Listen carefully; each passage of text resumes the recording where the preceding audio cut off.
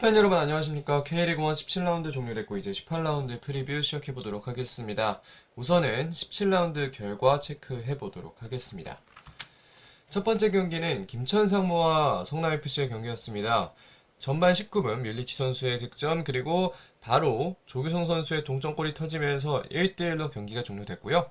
MVP는 따로 뽑지 않고 문지원 선수 부상을 입었는데 꼭 빠른 복귀를 기원하도록 하겠습니다.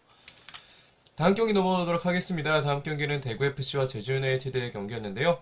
대구FC의 조진우 선수가 교체에 투입되어서 세트피스 상황에서 헤더골 득점 성공하면서 조진우 선수가 득점을 만들어냈습니다. MVP는 조진우 선수였습니다. 다음 경기 넘어가 보도록 하겠습니다. 수원FC와 포항슬러스의 경기였는데요. 후반 63분에 이승우, 후반 77분에 김승진 선수가 득점을 한 수원FC.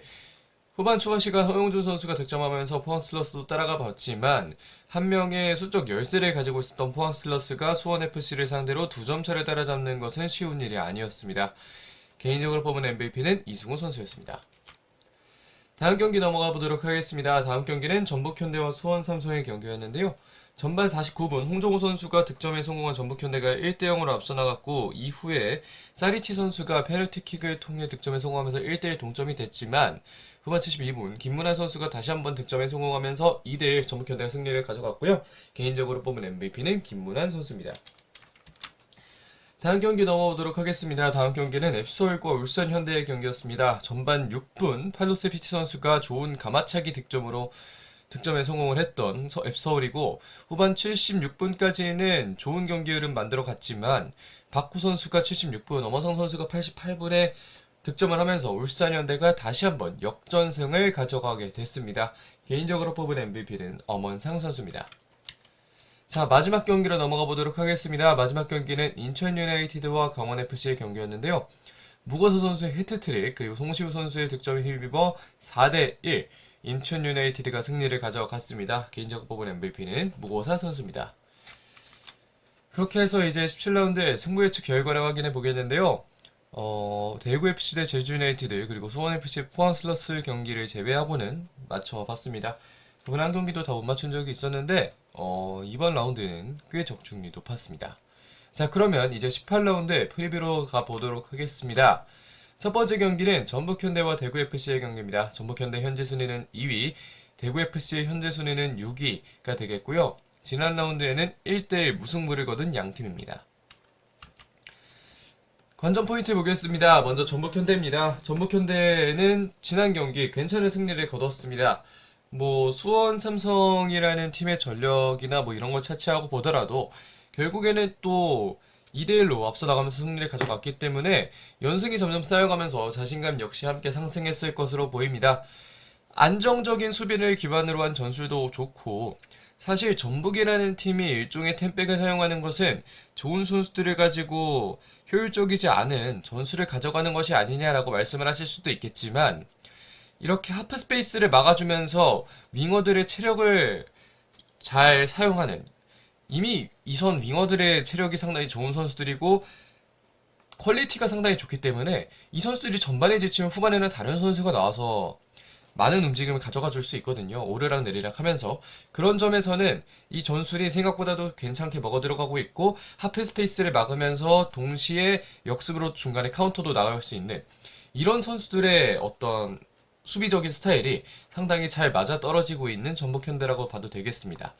다만 이게 처음에 역습 압박을 하는 상황과 후방에 물러서서 있는 상황 중에서 이 사이의 간극을 잘 잡아줘야 하는데 그 사이 간극에서 실점을 하지 않는 것이 전북현대 입장에 상당히 중요하겠고 특히 세트피스 상황에서도 역시 좀 더 집중을 해줘야 되는 장면이 백승호 선수 핸드볼 장면을 제외하고도 몇 가지 장면이 있었습니다. 그런 장면을 그런 장면을 이제 제외하고 생각을 한다면 그렇다면 이제 전북현대의 수비 라인업은 꽤 괜찮고 그것을 기반으로 해서 나가는 카운터나 이런 것들도 역시 세부적인 전술은 조금은 아쉽지만 그런 측면에서는 전북현대의 전술이 괜찮아지고는 있는 상황이다라고 말씀을 드릴 수 있겠고요. 반면에 대구FC는 정태욱 선수가 지난 경기에서 살짝 다치면서 조진우 선수로 교체가 됐는데 이번 경기 출전 가능할지가 굉장히 중요한 요소가 되겠고요. 제카 선수와 이진용 선수가 동시에 경고 누적으로 이번 경기를 뛰지 못합니다.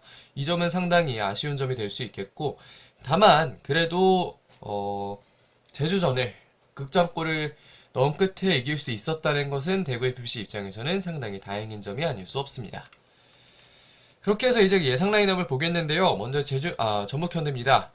송범근 키퍼, 백포에는 김진수, 홍정호, 박진섭, 김문환, 중원에는 류재문, 백승호, 쿠니모토, 윙에는 바로 이준호, 구스타보 이렇게 나오는데, 최근 이쪽에 보시면 이준호 선수가 굉장히 좋은 활약을 보여주고 있고요.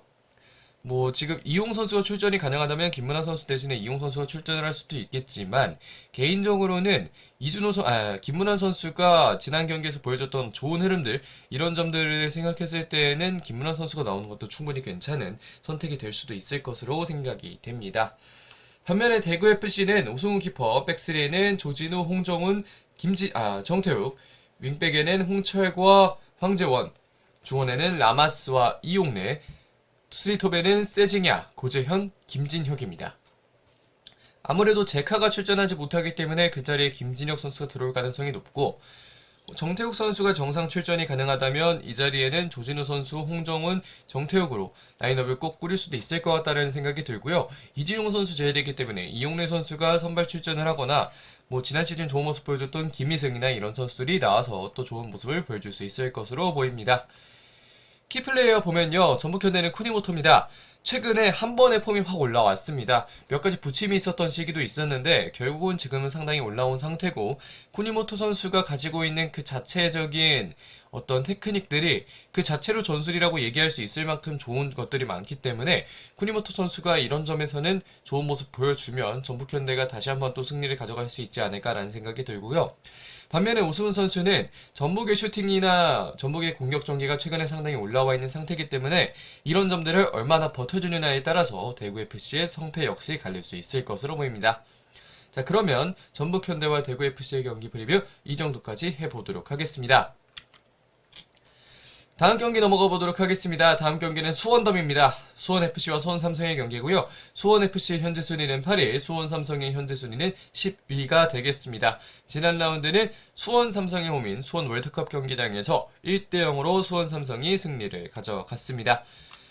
관전 포인트 보겠습니다. 승우 더 풋볼리, 수원FC부터 보겠는데요. 이승우 선수가 정말 좋은 활약 보여줬고, 이수빈 선수의 퇴장을 유도한 것도 결국은 이승우 선수였기 때문에 이승우 선수 정말 좋은 플레이를 많이 보여주고 있다라는 생각이 들고요. 라스를 원톱으로 하고 윙들이 하프 스페이스를 공략하는 것도 상당히 괜찮은 선택으로 보입니다. 측면에서 공을 줄고 뭐 이렇게 가운데로 들어가는 게 아주 쉽지는 않다면 윙어들이 하프 스페이스도 중간중간 공략을 해주는 게 상당히 좋은 것 같고요. 이렇게 접근하는 방식이 새로운 방식이기 때문에 이런 점들이 더 재밌는 것 같습니다. 반면에 수원 삼성은 전진우는 흐름이 좋고, 공격진에서 전진우 선수만큼 다이나믹함을 보여줄 수 있는 선수가 많지 않다는 점을 생각했을 때는 전진우 선수가 지금처럼 잘 해주는 것이 상당히 중요하겠고요. 다만 수비진들은 끝까지 집중을 해줘야 된다는 걸 좀 알아줬으면 좋겠습니다. 뭐 계속해서 뚫리는 것도 그렇고, 뒷공간을 파고 있는 걸 너무나 잘 알고 있는데도 뚫리는 건 조금은 아쉬운 점이라고 할 수 있겠고요. 도대체 톱에는 어떤 선수가 서야 할지도 약간은 고민이 될 것 같습니다. 그로닝, 오현규, 김건희는 아직 부상 때문에 오지 못하고 있지만 그로닝이나 오현규 선수가 조금씩은 올라와줘야 하는데 아직까지는 그런 상황이 아니라는 점이 조금은 아쉬울 만한 수원 삼성이 되겠고요. 예상 라인업 보도록 하겠습니다. 먼저 수원FC입니다. 박배종 키퍼, 백보에는 박민규, 김건웅, 김동우, 신세계, 중원에는 박주호, 무릴로, 정재용, 윙어에는 이승우와 김승준, 톱에는 라스입니다. 아무래도 앞에서 말씀드렸다시피 여기서 이승우 선수와 김승준 선수가 이 가운데 하프 스페이스 공간으로 들어가는 경우가 많거든요. 특히 수원 삼성의 경우에는 백볼을 쓰기 때문에 이쪽 하프 스페이스 공간이 잘 열리게 됩니다.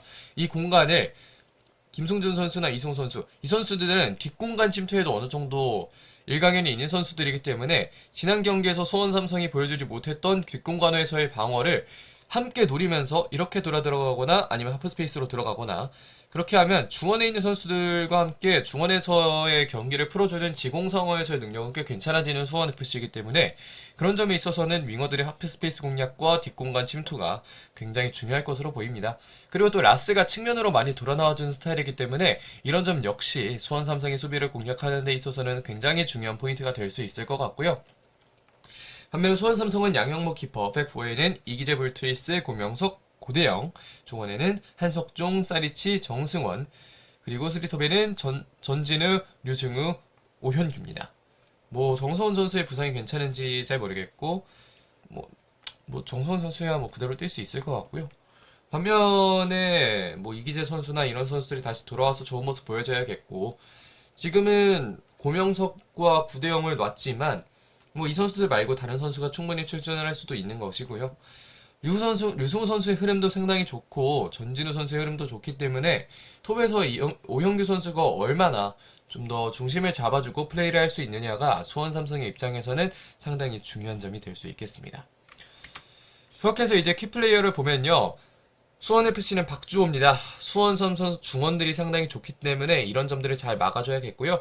그만큼 박주호 선수가 가지고 있는 여러 가지 경험들이 상당히 중요한 경기라고 할 수 있겠습니다. 반면에 볼트위스는 수원FC 선수들의 하프스페이스 공략을 잘 막아줘야 합니다. 침착하게 잘 수비를 해줘야 되고 최근에 침착성이 조금 떨어진 모습이 있는데 이런 점들은 볼트위스 선수가 잘 대처를 해줘야 될 것 같습니다. 자, 그러면 수원FC와 수원삼성의 경기 프리뷰 이 정도까지 해보도록 하겠습니다. 다음 경기 넘어가도록 하겠습니다. 다음 경기는 경인더비입니다. 앱서울의 현재 순위는 7위, 인천 유나이티드의 현재 순위는 4위가 되겠고요. 지난 라운드 1대1 무승부를 거둔 양팀입니다. 관전 포인트 보겠습니다. 먼저 앱서울입니다. 지난 경기의 막판은 솔직히 좀 아쉬웠습니다. 사실 뭐 울산현대라는 팀의 스쿼드가 워낙 강력하고 그런 점에 있어서 앱서울이 오랜 기간 버티는 게 힘든 것이라는 건 모두가 알고 있지만 그럼에도 앱서울의 막판 특히 황인범 선수가 빠지고 나서의 어떤 그런 점들이 조금은 좋지 않았다는 생각이 들고요. 그에 이어서 이제 오스마르 선수와 황인범 선수의 몸 상태가 어떤지 이런 점들은 좀 고려를 해봐야 될 것 같습니다. 그리고 잘 만들고 나서 마무리가 안 되는 점 역시 박동진 선수는 꽤 괜찮은 선수이지만 앱서울이 톱을 계속해서 찾고 있는 이유 중에 하나가 될 수 있을 것 같고요. 반면에 인천 유나이티드는 무고사는 무고사입니다. 강원 FC를 상대로 해트트릭하는 모습은 정말 한 단계 다른 선수다. 한 단계를 넘어서 정말 높은 단계에 있는 선수다라는 생각이 들 수 있었던 그런 경기가 되겠고요. 전반적인 팀의 구성이 다시금 또 맞춰지고 있는 것 같습니다. 그렇기 때문에 이선 자원들이 조금 더 힘을 내준다면 인천 유나이티드는 조금 더 좋은 모습을 보여줄 수 있을 것 같고요. 예상 라인업 또 보면서 말씀드리도록 하겠습니다. 먼저 앱서울은 양한만 키퍼, 백포에는 이태석, 황현수, 이상민, 윤종규, 중원에는 기성용, 팔로세비치, 황인범, 쓰리톱에는 조영욱, 강성진, 박동진입니다. 뭐 아무래도 오스마르 선수가 부상이라면 그렇다면 황현수 선수가 등장할 수 있는 확률이 다시금 높아지게 되겠고요. 사실 황현수와 이상민은 넘버 3, 넘버 4 센터백이란 말이에요. 이 선수들이 과연 얼마나 버텨주느냐가 상당히 중요할 것 같고요. 황인범 선수는 손가락 부상이었는데 개인적으로는 출전할 수 있을 것으로 좀 예상을 하고요. 또 나상원 선수가 이제 염좌로 몇 주간 출전하지 못하는데 그런 점은 강성진 선수가 조금 더 발전된 모습으로 출전을 해줘야 되지 않을까 싶습니다. 뭐 나머지 라인업은 그대로 가고 있다라고 생각을 할 수 있을 것 같고요. 조지우 선수를 지난 경기에 발견을 했다는 것도 굉장히 좋은 포인트가 아닌가 싶습니다. 반면에 인천 유나이티드는 김동원 키퍼, 데이브리지, 강민수, 김동민, 윙백에는 이주용과 민경현, 중원에는 아길라르와 이명주, 쓰리톱에는 김보섭, 김도혁, 보고서입니다. 사실 뭐 3-5-2 라인업으로 가도 되고 3-4-2-1 라인업으로 지금처럼 가도 되겠는데 뭐 어느 라인업을 쓰던 비슷하게 흘러가는 인천 유나이티드의 경기 흐름이라고 볼 수 있겠고요. 사실 지난 경기 이주용 선수가 나오지 않은 건 꽤 괜찮은 선택이었습니다. 사실 이주용 선수의 폼이 아직까지 완벽하게 올라오진 않았고 사실 전북현대에서 임대해 오면서 당초에 예상했던 것과는 좀 다르게 이주용 선수의 출전 타이밍도 조금은 늦었고 최근에 폼이 아주 좋다고 보기는 어려운 상황입니다. 그런 상황에서 강윤구 선수가 지난 경기에 출전을 했는데 조금은 무난했고 앱소이라는 팀을 상대하기 위해서는 안정성도 중요하다는 점에서는 인천 유나이티드가 다시 한번 강윤구 카드를 꺼낼 가능성도 충분히 있어 보이기는 합니다. 자, 그러면 키플레이어 보도록 하겠습니다. 앱서울은 이상민 선수입니다. 무고사의 폼이 한창 올라온 상황이기 때문에 가운데에서 이상민 선수가 굉장히 좀 많은 노력을 하면서 무고사 선수를 막아줘야 될 것 같고요. 반면에 인천 유나이티드는 역시 무고사 선수입니다. 정말 완벽한 포처인 무고사 선수이고 무고사만한 공격수가 없다는 점에서 무고사 선수를 키플레이어로 뽑지 않을 수 없었는데요. 과연 얼마나 무고사 선수가 좋은 활약을 보여주는지에 따라서 경기의 성패가 달릴 수 있을 것 같습니다. 자, 그러면 경인 더비 프리뷰 이 정도까지 하도록 하겠습니다. 자, 다음 경기 넘어가 보도록 하겠습니다. 다음 경기는 울산현대와 성남FC의 경기입니다. 울산현대 현재 순위는 1위, 성남FC 현재 순위는 12위가 되겠고요. 지난 라운드 2대0으로 울산현대가 승리를 가져갔습니다. 관전 포인트 보겠습니다. 먼저 울산현대입니다. 결국 이기기는 했지만 사실 좋은 경기를 했다라고 보기는 조금 어려운 막판에는 뭐 괜찮았지만 메이드가 사실 안 되는 모습들이 있었고 앱솔의 수비를 뚫기 위해 계속해서 U자 빌드업만을 해나가는 모습이 있었기 때문에 이런 점들은 울산현대가 지공 상황에서의 세부 전술을 좀 더 만들어줘야 되지 않을까라는 생각이 든 경기였고요. 지난 시즌의 무승부를 기억을 해야 될 것 같습니다. 지난 시즌에도 성남FC를 홈으로 불러들여서 무승부를 거뒀기 때문에 이런 경기를 기억하고 이번에는 꼭 승점 3점을 따낼 수 있도록 울산현대가 좀 많은 노력을 해야겠다는 생각이 들었고요. 레오나르도 선수가 경고 누적으로 이번 경기에 뛸 수 없었기 때문에 과연 어떤 라인업이 구성될지 계속해서 좀 지켜보면 좋을 것 같습니다. 반면에 성남FC는 분위기가 올라오고 있습니다. 밀리치의 컴백도 굉장히 큰 호재죠. 밀리치 선수가 있긴 했지만 폼이 완벽하게 올라오진 상황은 아니었는데 이번에 좀 폼이 완벽하게 올라온 모습을 보여주면서 굉장히 성남FC에게는 큰 호재가 될 수 있을 것 같고 수비 상황에서의 집중력을 조금씩만 더 높여준다면 성남FC 입장에서는 조금 더 좋은 경기를 해줄 수도 있을 것 같습니다. 예상 라인업 보겠습니다. 먼저 울산현대입니다. 조현우 키퍼, 백후에는 서령우, 김영권, 임종은, 김태환, 중원에는 박용우, 이규성, 아마노, 윙에는 이청용과 엄원상, 톱에는 바코입니다. 사실 박주영 선수가 풀 경기를 뛸 수 없는 상황이고 코스타 선수의 상태가 그렇게 좋지 않은 상황이라면 바코 제로톱 다시 한번 들어올 수 있는 상황이고요. 이청용 선수가 최근 경기에서 계속해서 좋은 모습 보여주고 있기 때문에 이청용 선수의 투입 역시 기대를 해볼 만한 요소인 것 같습니다. 특히 최근에 박용우 선수의 폼이 아주 좋다고 말할 수 없는데 이청용 선수가 도움을 주면서 굉장히 좋아지고 있는 어떤 빌드업 흐름이기 때문에 다시 한번 이청용 선수가 도움을 준다면 또 좋은 경기를 보여줄 수도 있을 것 같습니다. 반면에 성남FC는 김영광 키퍼, 백후에는 최지묵, 김지수, 권한규, 이시영. 사실 최지묵 선수의 파트너는 어떤 선수가 나와도 비슷하게 경기가 조금은 흘러가는 것 같고요. 위에는 이지훈, 김현태, 권순영, 구본철, 투톱에는 김민혁과 뮬리치입니다. 아무래도 과연 김지수 선수의 파트너로 어떤 선수가 나오느냐 이런 점도 조금은 주목할 바가 되겠고요. 나머지 입장에서도 이지훈 선수의 출전 혹은 다른 선수가 출전할 수 있을 것으로 보이고 김민혁 선수가 조금 더 전방에서 압박을 해주고 있는 모습들이 성남FC의 최근 경기에서는 많이 나와주고 있습니다. 김현태 선수도 최근엔 중원에서 많이 플레이를 해주고 있고 권순영 선수 역시 마찬가지라고 생각을 할 수 있겠고요. 김영건 키퍼 역시 자리 잘 지켜주고 있습니다. 그렇게 해서 키플레이어는 울산현대는 바코입니다. 레오나르도 선수의 경고 누적 징계, 다시 한번 드로톱의 자리에서 바코 선수가 경기를 출전해서 공격 포인트를 올려줄 수 있을지 조금은 궁금해지는 부분이고요. 반면에 성남FC는 밀리치 선수입니다. 사실 울산의 센터백들은 스피드가 장점인 선수들은 아닙니다.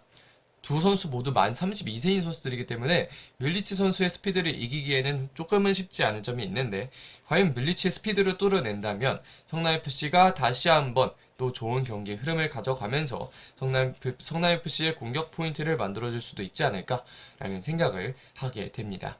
자, 그러면 울산현대와 성남FC의 경기 프리뷰는 이 정도까지 해보도록 하겠습니다.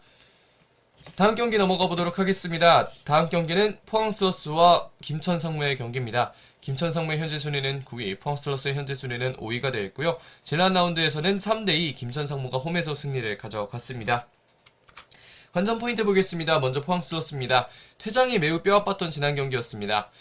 사실 이수빈 선수가 퇴장을 당하지 않았다면 포항슬러스가 충분히 승리를 거둘 수도 있었겠다라는 생각이 들 정도로 포항슬러스의 조직력은 꽤 괜찮은 수준이었고요. 다만 김천이 원정에서도 그렇고 최근에는 홈에서도 좋지 않은 흐름이기 때문에 이런 점에 있어서는 포항슬러스가 다시 한번 김천을 잡고 분위기를 올릴 만한 준비를 충분히 할 수 있지 않을까 싶습니다. 이수빈이 자리를 이제는 다른 선수가 메워줘야 하는데 그 자리에는 이승무 선수가 3선으로 내려오고 고영준 선수가 출전할 수 있다면 고영준 선수가 2선에서 조금 더 활약을 해줄 수도 있을 것으로 보입니다. 반면에 김천상무입니다. 김지현 선수가 조금 더 올라와야 하는데요. 사실 조규성 선수가 빠진다면 톱 자리에 설 수 있는 선수는 김지현이거든요. 이런 점에서 김지현 선수의 최근에 기용 빈도가 점점 늘어나고 있는데 김지현 선수가 이럴 때에는 본인이 잘 만들어줘야 한다는 점을 생각을 해봐야 될 것 같습니다. 수비는 모든 선수들이 끝까지 참여해야 한다는 생각이 좀 들고요. 그만큼 김천상무의 수비 집중력이 최근에 높나? 라고 생각을 해보면 높다라고 말하기는 조금은 어려운 점들이 좀 있는 것 같습니다.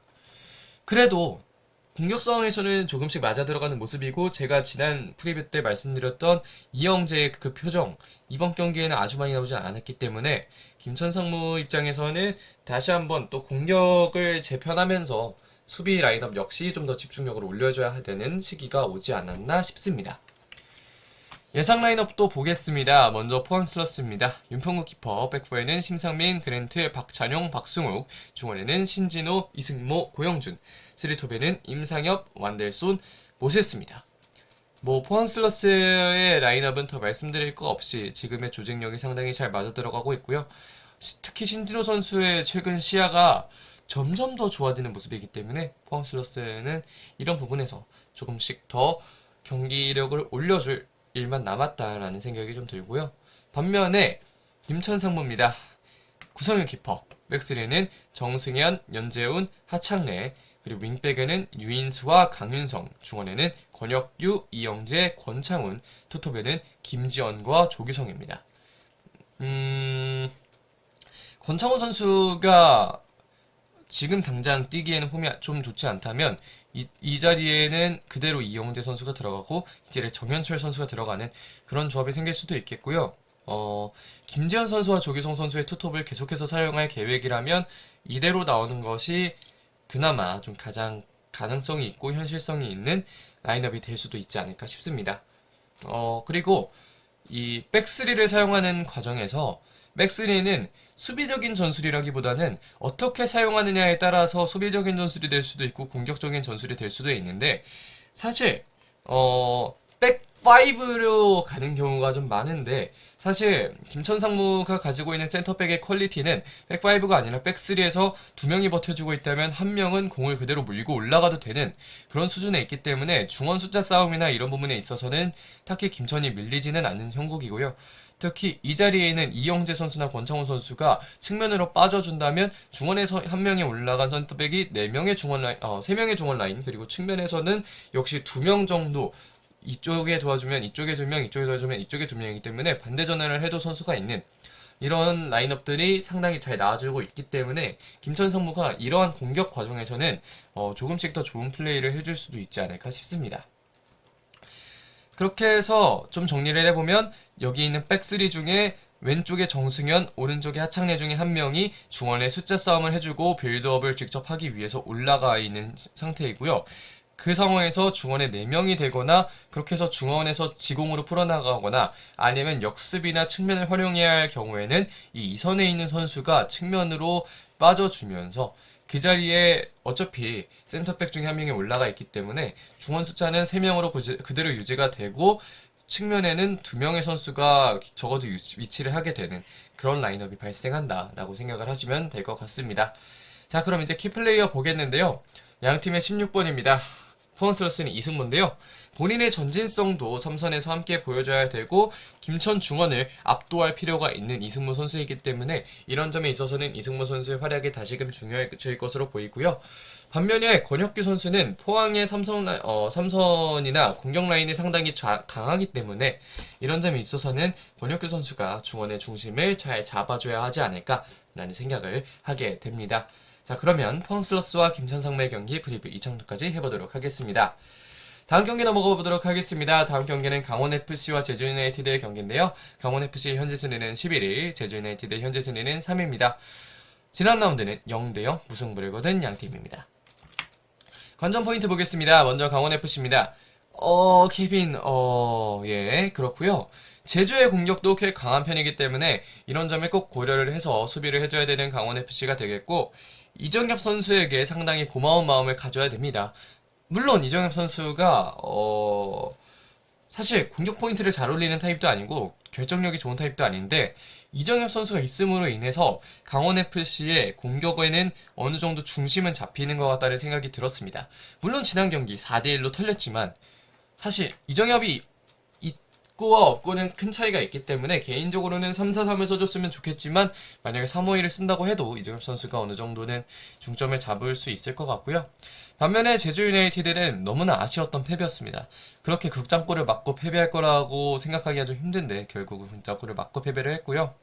정훈 선수도 이제 눈두덩이 부상을 당하면서 뛸 수 있을지 없을지는 제대로 모르겠는데 이렇게 계속해서 센터백들이 빠지니까 제주 입장에서는 조금은 아쉬움이 당연히 생길 수밖에 없겠고, 수비진 부담이 오히려 클 수 있다는 점 역시 제주 유나이티드가 꼭 고려를 해줘야 되는 점이 아닐까 싶습니다. 예상 라인업 보도록 하겠습니다. 먼저 강원FC입니다. 유상훈 키퍼, 백스리는 윤석영, 김영빈, 임창호, 윙백에는 정승영과 김진호, 중원에는 서민우, 김동현, 황문기, 투톱에는 양현준과 이정엽입니다. 사실 3-4-3으로 나오게 된다면 이정엽, 양현준, 김대원, 중원엔 서민우, 김동현 뭐 이렇게 갈 수 있을 텐데 3-5-1을 가야 한다면 양현준과 이정엽 선수가 뛰는 게 조금 더 맞아 보이고요. 뭐 나머지 라인업은 그대로 그대로 나오고 있기 때문에 윤수식 백스리는 어떤 모습을 보여줄지, 특히 윤수식 백스리는 윤석영 선수가 많이 올라가는 모습은 없는데 임창호 선수의 공격력을 살려주기 위해서 임창호 선수가 전진을 많이 하는 모습이 있거든요. 이런 점들도 조금 고려해서 보시면 좋을 것 같고요. 반면에 제주 유나이티드는 김동준 키퍼, 백스리에는 김경재, 김호규, 김봉수, 윙백에는 정우재와 안현범, 중원에는 최영준과 이창민, 쓰리톱에는 제르소, 주민규, 링입니다. 뭐 제주 라인업은 그대로 비슷하지만 정훈 선수 빠진 자리에 김경재 선수가 들어와 있다 정도를 생각해 보시면 좋을 것 같고요. 키플레이어는 양현준과 링입니다. 양현준 선수의 경우에는 빠른 스피드를 바탕으로 제주를 흔들어야 하고, 양현준 선수는 어린 선수이지만 이제는 상수가 되어야 하는 강원FC 공격에서 빠질 수 없는 선수가 됐습니다. 이런 점들을 생각해서 양현준 선수가 좋은 플레이를 보여줘야 되겠고요. 반면에 링 선수는 어쩌면 이번 경기가 폼을 올릴 기회일 수 있습니다. 링 선수는 조금 더 올라가야 하기 때문에 이런 점에 있어서는 링 선수가 조금씩 더 올라오면서 좋은 플레이를 보여줘야 되지 않을까 싶고요. 여기까지 강원FC와 제주유나이티드의 경기 프리뷰 마치도록 하겠습니다. 승부 예측 가보도록 하겠습니다. 먼저 전북현대와 대구FC의 경기는 전북현대의 흐름이 최근에 너무 좋다는 점에서 전북현대의 승리를 점쳐보도록 하겠고요. 반대로 수원FC와 수원삼성의 경기는 더비가 더비 그 자체로 백중세라는 점에서는 무승부 예측해보도록 하겠습니다. 다음 경기 앱솔과 인천유나이티드의 경기는 지금의 서울이 상암에서의 적응이 완벽하게 완료된 상태이고, 인천유나이티드는 아직까지 앱솔의 그런 미끄러운 잔디에서 뛰어본 적이 없기 때문에 이런 점에서는 앱솔이 조금 더 유리하지 않을까라는 생각이 듭니다. 반대로 이제 울산현대와 성남FC의 경기는 울산의 분위기가 한창 올라온 타이밍이라는 점에서 울산현대가 승리를 할 것으로 보이고요. 포항 슬러스와 김천상무의 경기, 홈에서의 포항은 정말 많이 강하고 원정에서의 김천은 그만큼 약하기 때문에 이런 점에서는 포항 슬러스의 승리 예측할 수 있겠고, 강원FC와 제주유나이티드의 경기는 제주의 공격이 강원을 뚫을 수 있다라는 생각이 드는 점에서 제주유나이티드의 승리를 점쳐보도록 하겠습니다. 자, 그렇게 해서 승부 예측 이렇게 나오게 됐고요. 계속해서 경기 이어지고 있고 그만큼 제 프리뷰도 점점 짧아지고 있는데 아무쪼록 조금 더 많은 퀄리티 있는 프리뷰와 리뷰할 수 있도록 노력할 테니까요. 많은 분들 좀 지켜봐 주시면 감사하겠습니다. 자, 그러면 이번 영상 여기까지 하게 됩니다. 고맙습니다.